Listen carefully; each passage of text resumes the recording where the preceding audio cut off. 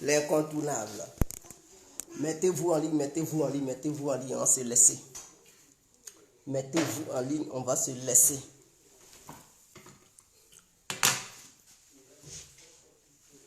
Mettez-vous en ligne, on va se laisser. Connectez-vous. Connectez-vous, on va quitter ici. Connectez-vous, on va quitter ici. Connectez-vous massivement, massivement, massivement. Partagez le direct et abonnez-vous sur Guégué Complet. Partagez le direct, on va quitter ici. Partagez le direct, on va quitter ici.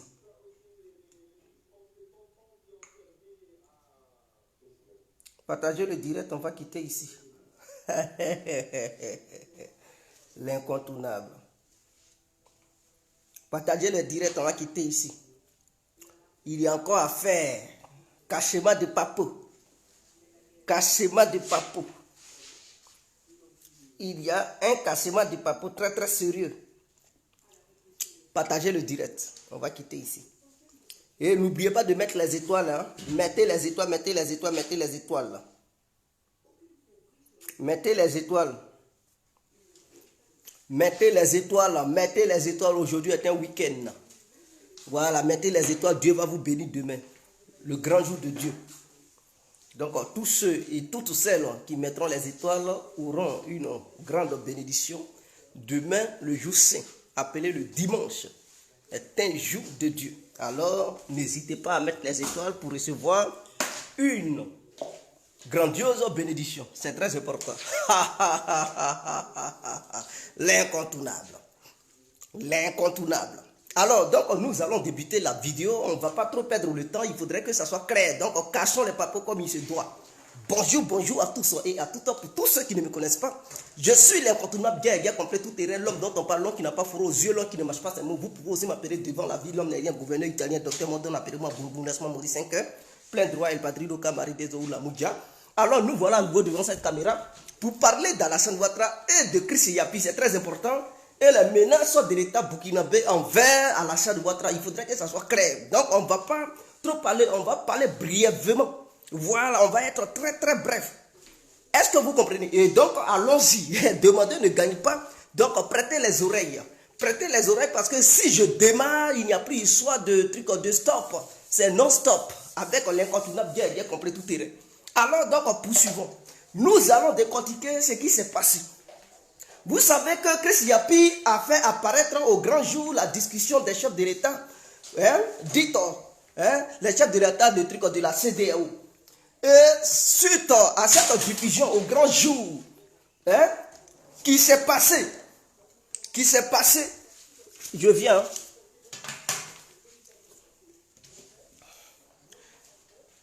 cette diffusion qui est apparue au grand jour, c'était une diffusion secrète, qui ne devrait pas voir le jour, une réunion secrète. Donc Ouattara s'est dit, comment se fait-il que ce fameux Chris Yapi fait apparaître leur discussion secrète au grand jour? Qu'est-ce qui s'est passé? Puisque chacun était dans son salon. Ce n'était pas dans une grande salle où il y avait tout le monde. Non, chaque chef d'État était dans son salon lorsque la discussion se passait. Mais comment se fait-il que cette discussion se retrouve sur Facebook, sur YouTube, sur, je ne sais pas, Google, et partout sur toutes les plateformes qui puissent exister, appelées les réseaux sociaux? Alors, Alassane Ouattara, vous savez qu'il est épileptique. C'est quelqu'un qui a épilepsie. Vous ne savez pas. Ah, je vous dis ça aujourd'hui. Je vous dis ça aujourd'hui parce que quand Alassane Ouattara il défile en Europe, c'est parce qu'il a un problème de cette maladie. Et donc, son nez sciatique, il faudrait que les médecins vérifient ça tout le temps parce qu'il a un problème épileptique. Et donc, quand il a su ça, il n'a pas su tenir, il est tombé. Il est tombé, donc sa maladie, l'épilepsie est venue, il est tombé. Et ils ont fait ce qu'ils pouvaient faire pour qu'il reprenne conscience. Quand il a repris conscience, Ouattara a commencé à accuser n'importe qui autour de lui comme s'il devenait fou. Est-ce que vous comprenez? C'est-à-dire, il a perdu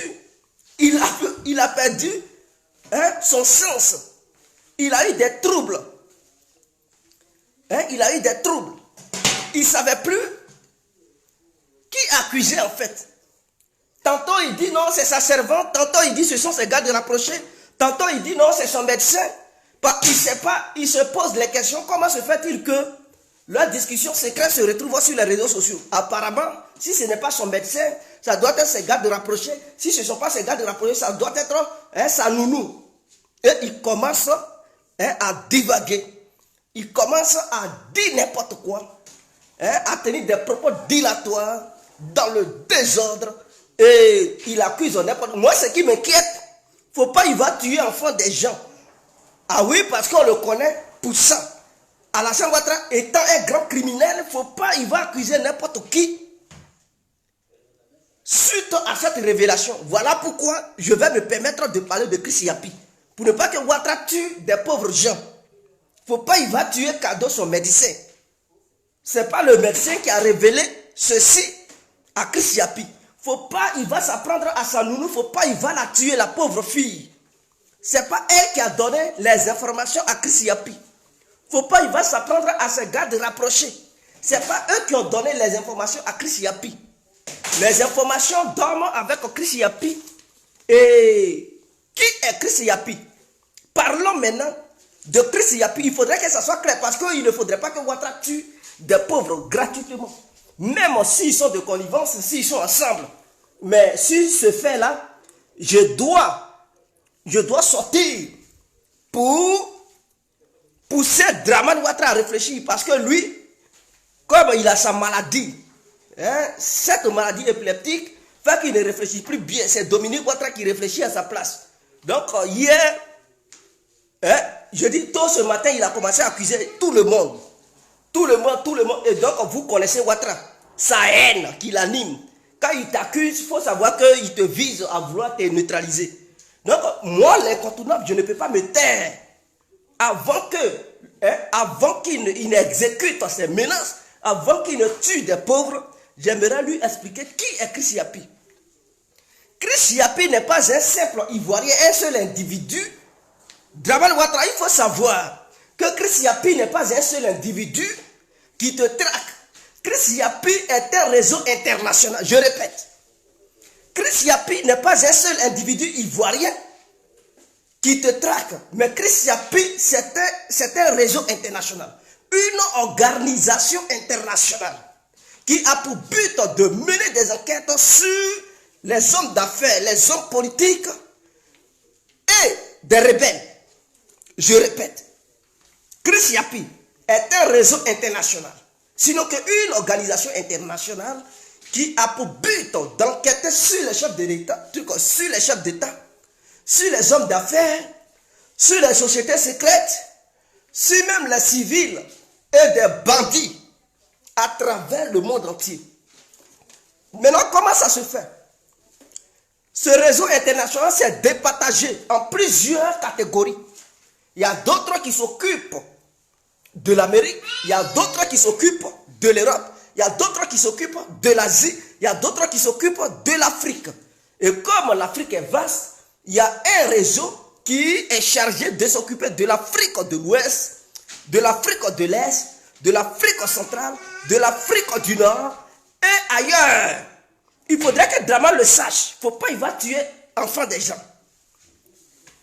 Et ce réseau travaille, ce sont les gens de Mediapart. Est-ce que vous comprenez? Ils sont en liaison avec Mediapart. Mediapart est un journaliste. Est un journal plutôt, excusez-moi. Mediapart est un journal et qui en son sein plusieurs personnalités, plusieurs journalistes qui font des investigations les plus profondes jamais vues dans ce monde, qui révèlent même le complot des hommes d'affaires européens, qui révèlent les complots des chefs d'État européens. Et ces gens n'ont jamais été poursuivis pour mensonges, parce que quand ils font sortir des propos, ce sont des propos étudiés et qui sont avérés avec des preuves à l'appui. Écoutez bien Chris Yapi, il dit retrouvez-moi sur Twitter, sur Mediapart. Ça veut dire qu'il est actionnaire à Mediapart. Il travaille avec Mediapart. Donc ce n'est pas un petit Ivoirien qui est en Côte d'Ivoire là-bas, qui fait Chris Yapi. Non, c'est un réseau international. Et au sein de Mediapart, Chris Yapi n'est pas le seul. Ils sont nombreux. C'est ceux-là qui dénichent les gens qui ont gardé leur argent dans les paradis fiscaux. C'est ceux-là qui mènent les enquêtes. Voilà pourquoi Chris Yapi a la capacité aussi de faire sortir les noms des hommes politiques voyous, voleurs, qui ont leur argent dans les paradis fiscaux. Est-ce que vous comprenez? Donc, il avait fait sortir pour le Premier ministre actuel et pour d'autres personnes avec des preuves à l'appui. Donc, Chris Yapi n'est pas un seul individu, c'est une organisation. Mais comment se fait-il que cette organisation, donc Chris Yapi, parce que ceux qui traitent les problèmes de l'Afrique de l'Ouest, ils ont désigné une personne qui parle, donc une personne qui parle au nom de Chris Yapi. Une personne qui parle au nom de Chris Yapi. Mais Chris Yapi n'est pas la seule personne qui travaille pour avoir des informations précises et concises concernant l'Afrique, et précisément l'Afrique de l'Ouest. Ce sont des gens qui savent mener des investigations. Ce sont des gens qui mettent des gens sous écoute. Quand ils doutent de ta crédibilité, ils te mettent sous écoute. C'est-à-dire tes appareils, que ce soit téléphone ou ordinateur, ils mettent ça sous écoute. Ils piratent et ils contrôlent ça en disant tout ce que tu fais, ils savent. Donc Ouattara doit savoir que lui-même il est sous écoute. C'est lui qui met les Ivoiriens sous écoute. Donc je lui dis aujourd'hui que Dramane Ouattara lui-même il est sous écoute. Son téléphone portable, son ordinateur, tout ce qu'il fait sur l'ordinateur là, c'est contrôlé à des milliers de kilomètres. Tout est contrôlé à la lettre. Donc il ne peut rien cacher. Tout ce qu'il mettra sur pied comme plan pour pouvoir anéantir d'autres personnes, cela sera dévoilé au grand jour, puisque tôt ou tard, il utilisera son téléphone pour parler à d'autres personnes, pour dire, ah, faites comme ça, exécutez le plan. Il utilisera son ordinateur pour envoyer des mails. Et ça sera au grand jour. Donc, son ordinateur, son téléphone portable, tout est piraté, tout est sous écoute. Il doit le savoir. Même s'il veut, il n'a qu'à changer, ça sera sous écoute. Tous ces généraux, tout est contrôlé. Tous ces ministres, tout est contrôlé.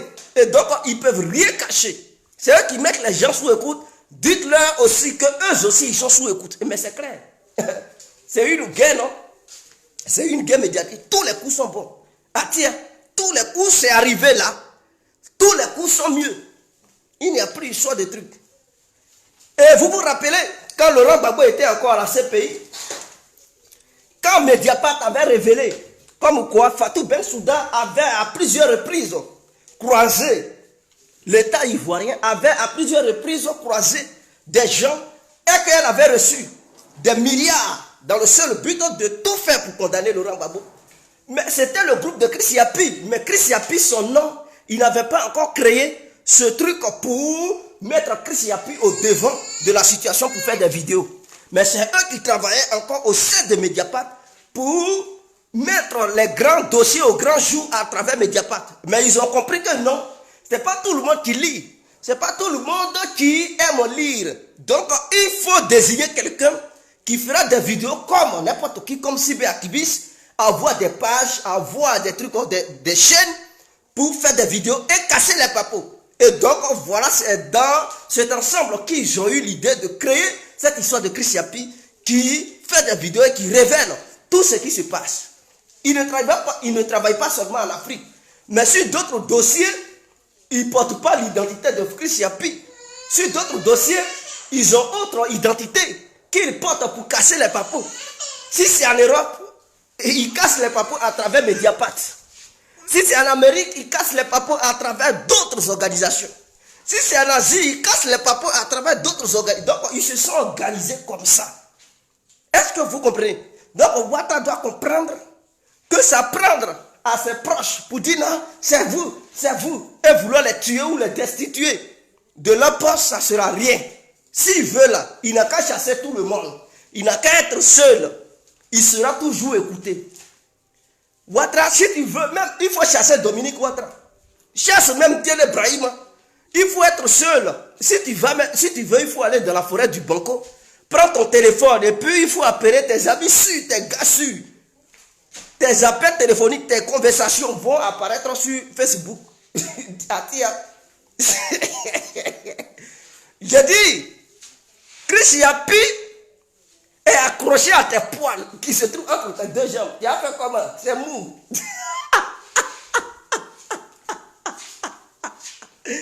Draman, c'est vous qui mettez les gens sur écoute comme si vous maîtrisez ce domaine, comme si c'est vous seul qui avez la maîtrise de mettre les gens sous écoute. Toi-même, on te met sous écoute, tu es fâché, tu piques en crise d'épilepsie. Tu deviens épileptique en même temps. Tu es obligé de tomber. Mais quand tu mets les gens sous écoute, est-ce qu'eux, ils piquent en des crises, ils piquent en une crise d'épilepsie? Mais il faut accepter ce que tu fais aux autres. Tu refuses qu'on te fasse ça. Regardez-moi quelqu'un comme ça. Ahmed de Bakayeko, il faut les mettre sous écoute. Hein. Ah, quiconque en Côte d'Ivoire veut avoir une puce, il doit se faire enregistrer. Et tu as enregistré tous les Ivoiriens. Tu as enregistré toutes les Ivoiriennes pour les mettre sous écoute parce que tu as peur d'un coup d'état quelconque. Donc, tes oreilles sont là. Ah, qui a dit quoi aujourd'hui? Gbagbo a dit quoi? Ah, Soro Dieu m'a contacté quelqu'un. Ah, mais c'est que Dieu prépare quoi encore au jouet bas? Mais tu écoutes les gens, toi aussi tu ne veux pas qu'on t'écoute, mais les gens aussi vont t'écouter. Donc tes ministres sont écoutés. Ta femme Dominique Ouattara là, elle est sous écoute aussi. Si vous voulez casser votre téléphone, je dis la vérité, si vous voulez casser votre téléphone, si vous voulez acheter d'autres appareils, Mathia, vous serez toujours sous écoute. Si vous ne voulez plus être sous écoute, abandonnez tout ce qui est appareil numérique. C'est clair. C'est-à-dire, abandonnez tout ce qui est appareil numérique. Ouattara, tu veux parler à un président, à tes homologues, il faut leur écrire des lettres sur papier. Pour prendre ça, pour envoyer ça à la poste, pour poster ça, ça va arriver chez eux. Mais tant que tu utiliseras un ordinateur, des mails pour leur envoyer des messages, on saura ce que Ouattara fait. Tu es sous écoute. Et puis personne ne peut t'enlever sous écoute. Si tu veux, prends les meilleurs hackers du monde pour dire non, voyez mes trucs, ça est des trucs, et tu seras toujours sous écoute. Il n'y a pas de trucs ici. On ne négocie pas. Tu seras mis sous écoute. On va déjouer tes plans. On va voir ce que tu prépares. Quelle décision tu prends? Parce que tu es un criminel. Et un criminel doit être surveillé de près. Parce que les criminels, ils sont très dangereux. Ils sont très dangereux. Donc, au nom de la sécurité du peuple ivoirien, il faudrait que tu sois surveillé à la lettre. Tu dois être surveillé trait pour trait, point par point, pour voir qu'est-ce que Ouattara doit faire pour qu'on puisse alerter les concernés. Eux, par la suite, s'ils ne veulent pas prendre leurs dispositions pour faire ce qu'ils doivent faire, pour échapper au plan criminel de Draman, alors ça n'engage que. Mais tout quand tu seras mis sous écoute, tu dois être écouté. Tu écoutes les autres, toi aussi, ils vont t'écouter. Tu penses que quoi? C'est toi seul qui connais la technologie. C'est toi seul qui maîtrise un truc, les réseaux sociaux. C'est toi seul qui est dans ce monde nouveau. Mais tu rêves ou quoi? De la manière, tu as des techniciens, des gens qui sont forts en informatique, qui travaillent pour l'État ivoirien. Il faut savoir aussi qu'il y a des gens qui ne travaillent pas pour l'État ivoirien, mais qui travaillent pour le peuple africain, qui travaillent pour le peuple du monde, qui sont prêts à mettre leur service à la disposition du peuple noir. Et ces gens-là, ce sont des grands cerveaux, des panafricains qui sont prêts à s'engager, qu'ils soient européens, noirs, mais dans l'âme, ils sont panafricains.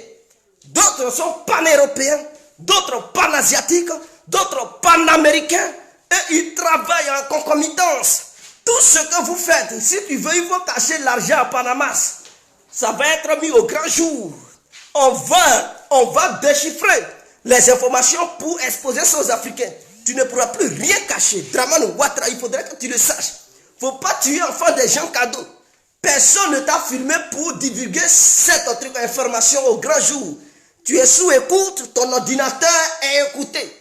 Tout ce que tu fais est enregistré, ton téléphone est écouté. Pour Dominique Ouattara, pour la fiole, pour tous ceux que tu as comme ministre, ils sont sous écoute. Donc, il ne faut pas accuser d'autres ministres pour dire non, c'est eux qui vendent la mèche. Ils ne vendent aucune mèche. Ils sont sous écoute. Quand les informations concernant Adjoumani avaient paru au grand jour, Ouattara pensait que c'était Adjoumani qui avait enregistré ça sciemment pour donner sa crise Yapi. Jamais. Ce n'est pas ça, le truc. Ce n'est pas vrai. Ils sont sous écoute. Et donc, quand c'est grave, ça apparaît au grand jour. Quand ce n'est pas grave, il n'y a pas de souci. Parce que les informations entre vous et vos copains qui ne sont pas graves, qui ne concernent pas le peuple africain ou le peuple ivoirien, ne peuvent pas être au grand jour. Non, c'est quand il y a des vrais dossiers, les vrais cassements de papier que cela apparaît au grand jour. Pour que chaque Ivoirien, chaque Africain le sache. Pour que le monde entier le sache. Maintenant, le gouvernement burkinabé menace Alassane Dramane Ouattara. N'oubliez pas qu'Alassane Ouattara a des biens au Burkina. Peut-être il a fait ses micmacs au Mali parce qu'il n'a pas de biens au Mali. Mais le Burkina, vous savez qu'il est burkinabé. Vous savez qu'il a investi au Burkina. Au même titre que Guillaume Soro avait aussi investi au Burkina. Donc les autorités burkinabées lui ont fait comprendre clairement. Les menaces sont en cours. Que si jamais Ouattara pousse la CEDEAO et lui et moi à sanctionner le Burkina sévèrement comme ils l'ont fait pour le Mali, Ouattara doit oublier tout ce qu'il a sur le territoire burkinabé. C'est-à-dire, ça sera nationalisé. Cela ne va plus appartenir à Dramane Ouattara. Donc, qu'il met ça dans sa tête. Soit, il suit la CEDEAO, il perd ses biens au même titre que Soro Guillaume. De la manière Soro Guillaume avait perdu ses biens au Burkina. Ouattara aussi, à son tour, il va perdre aussi ses biens au Burkina. Et donc, il sera au même niveau que Guillaume Soro. Même s'il a d'autres biens ailleurs, il n'y a pas de souci. Mais nous encourageons l'État burkinabé à mettre un embargo ou bien à arracher, à nationaliser tout ce qui appartient à Ouattara qui se trouve sur le territoire burkinabé. Comme ça, il va comprendre que ce n'est pas partout on met son nez.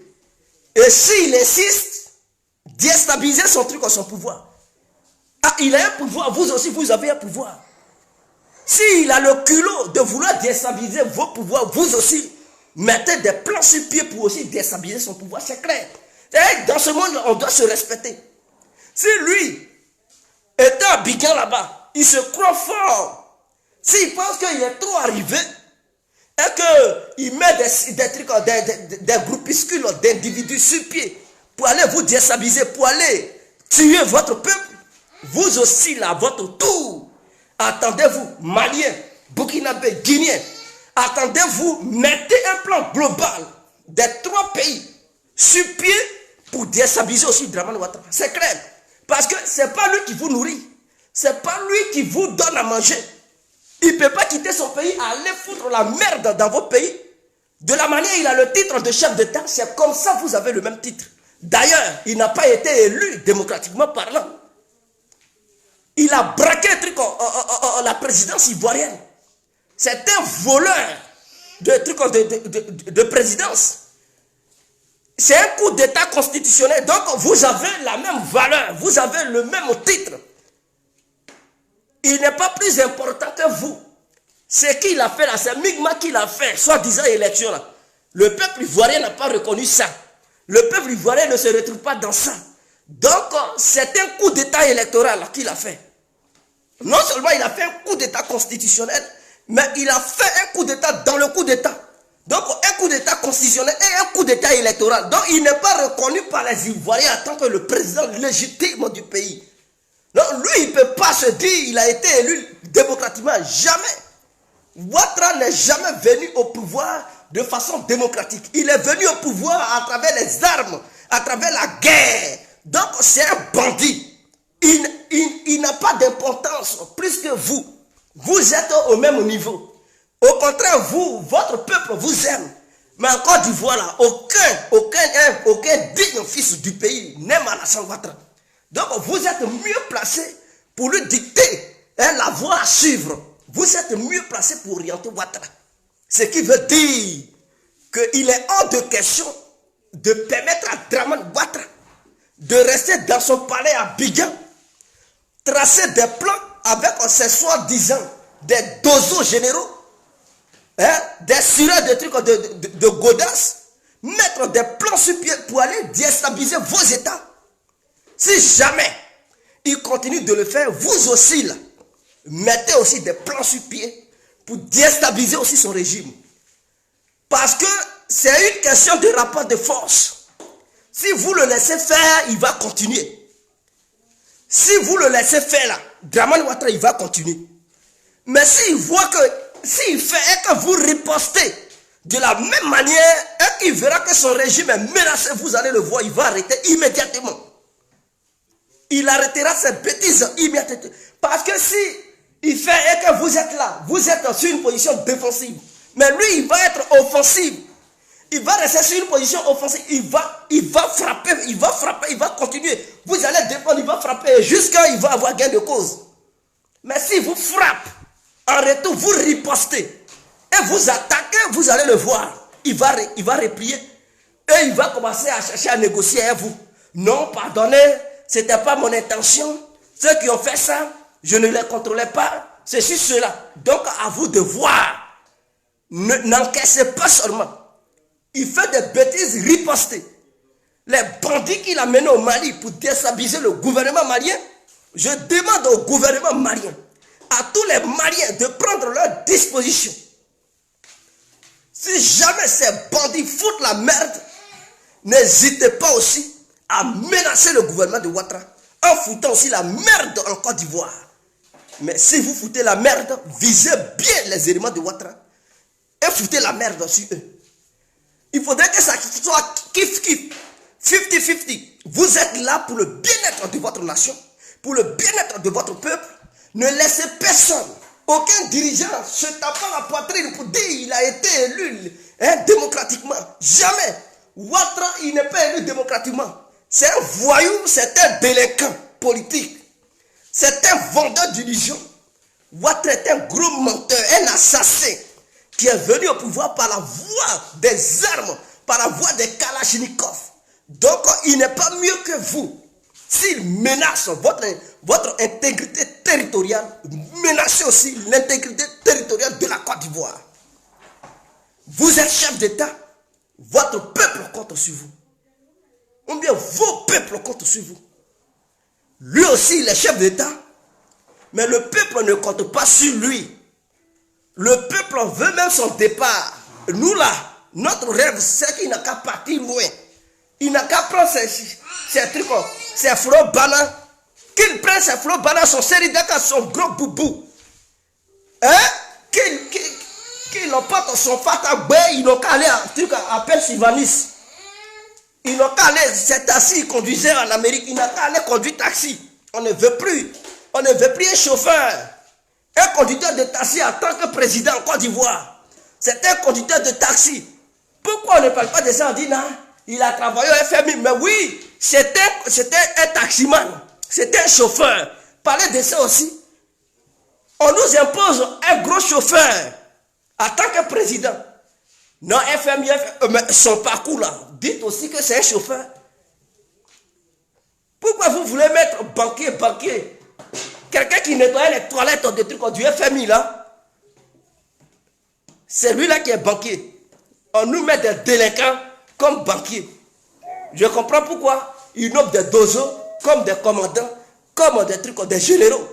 Lui-même, c'est un petit chauffeur, il ne connaît rien. C'est un président inculte.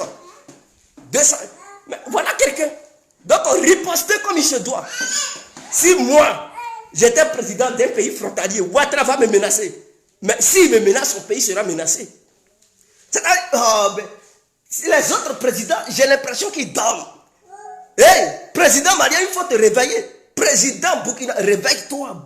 Hey, Guinéen, il faut te réveiller. Moi complet, ils vont dire je suis président. Et je vois un président d'un pays frontalier me menacer. mettre des systèmes sur pied dans le seul but de m'abattre ou bien de m'anéantir, la riposte sera très fatale. Et puis vous avez l'avantage. Pourquoi je le dis? Il y a beaucoup de Burkinabés en Côte d'Ivoire. Il y a beaucoup de Maliens en Côte d'Ivoire. Il y en a. C'est une grande partie de votre population se trouve en Côte d'Ivoire. Donc les bêtises que Ouattara fait là, vous aussi vous pouvez utiliser ce même schéma-là pour renverser son pouvoir. Ah, il suffit